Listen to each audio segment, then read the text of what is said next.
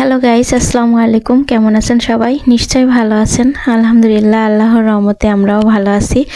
আজকে সকালের নাস্তা থেকে ভিডিওটা শুরু করছি। গত 2 দিন তো সকালের নাস্তা বাসায় বানাই নাই, হোটেল থেকে কিনে এনেই নাস্তাগুলো করছি। আর হোটেলের নাস্তা আমার কাছে কেন জানি ভালো লাগে না।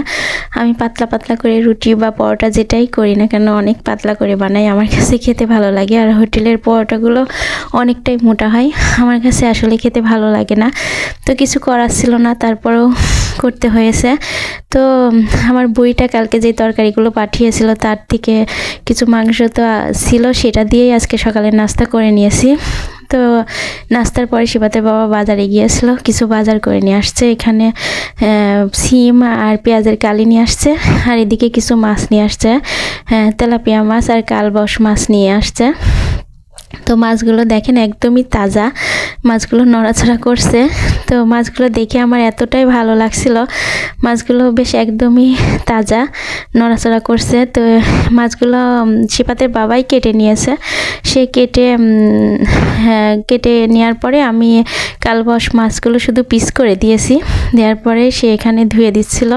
তো আমি তো সবসময় বলি এই মানুষটা বাসায় থাকলে আমাকেও কাজে অনেক সাহায্য করে।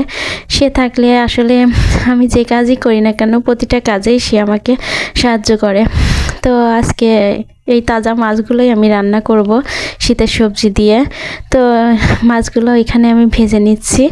মাছগুলো ভাজার পরে আমি মশলাটা কষাই নিয়ে তরকারিটা চড়াই দেব। আসলে শীতের সময় দিন এতটাই ছোট হয়ে গেছে, কাজ করে তো সময় পাওয়া যাচ্ছে না। আর সংসার ছোট হোক বড় হোক সব সংসারেই কিন্তু কাজ আছে। আমরা শহরে থাকি তাই বলেছি আমাদের সংসারে তেমন একটা কাজ নাই তা না, আমরা রান্না বাড়া করে খাই, আমাদের সংসার গুছাই রাখতে হয়, সব রকম কাজই করতে হয়, একটু কম আর বেশি আর কি। তো এখানে আমি তরকারিটা কষাই নিচ্ছিলাম, তরকারিটা ভালোভাবে কষাই নিয়ে তারপরে আমি ঝোলের পানি দিয়ে দেব। আর আমার ভয়েসটা এখনও হয়তো ভালো আসছে না, তো ঠিক হয়ে যাবে অবশ্যই। তো হয়তো কিছুটা সময় লাগছে, তো মানে ঠান্ডাটাও সেরে গেছে কিন্তু ভয়েসটা ভালো আসছে না। তো এখানে আমি মাছগুলো দিয়ে দিলাম, কিছুটা ধনিয়া পাতাও দিয়ে দিলাম, দিয়ে তরকারিটা আমার প্রায় হয়ে যাচ্ছে। তো শীতকালীন তরকারি তো আসলে সব কিছুই যেটাই রান্না করি অনেক ভালো লাগে খেতে।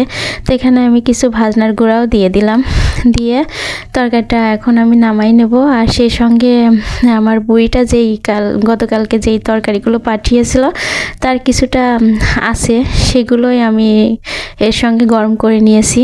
তো আজকে আমাদের এই ছিল দুপুরের খাওয়া দাওয়া।